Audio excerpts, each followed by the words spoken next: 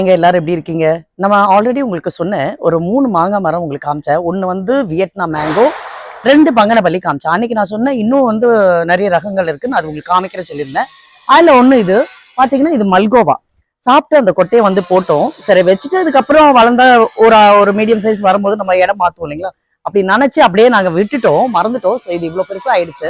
So இதுக்கு மேல எடுக்க முடியாது. இது மல்கோவா. அதே மாதிரி இந்த சைடு வந்து இது பாத்தீங்கன்னா இது வந்து நீலம்.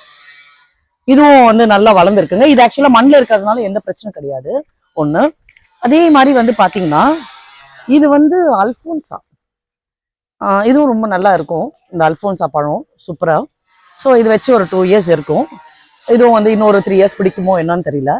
இது ஆல்ரெடி நம்ம வீட்டில் வந்திருக்கு. இது வந்து பாத்தீங்கன்னா கிட்டத்தட்ட 20-25 வருஷத்து மரங்க இது. மேல அப்படியே ஜூம் பண்ணி காமிக்கிற பாருங்க எவ்வளவு பழங்கள் இருக்கு. இதுல கிட்டத்தட்ட வந்து பாத்தீங்கன்னா ஒரு 1000 பழத்துக்கு மேலேயே வருங்க ஒரு வருஷத்துக்கு. நான் அது கம்மியா சொல்றேன்னு நான் நினைக்கிறேன். இன்னும் அதிகமாவே வரும். அவ்வளவு இருக்கு பாருங்க. எவ்வளவு அழகா பாருங்க. மணி பிளான்ட் கூட அதோடு கூட சுத்திட்டு அவ்வளவு அழகா வந்திருக்கு. இது நான் சும்மா ஒரு இதுவா அப்படியே அதுல பின்னிட்டு போட்டோம் அப்படின்னு வச்சேங்க. அந்த இலையே பாருங்க எவ்வளவு பெருசா இருக்கு பாருங்க. சூப்பரா இருக்கு பாருங்க. இந்த மாங்காய் மரம் வெளியில வரைக்குமே போறது பாருங்க.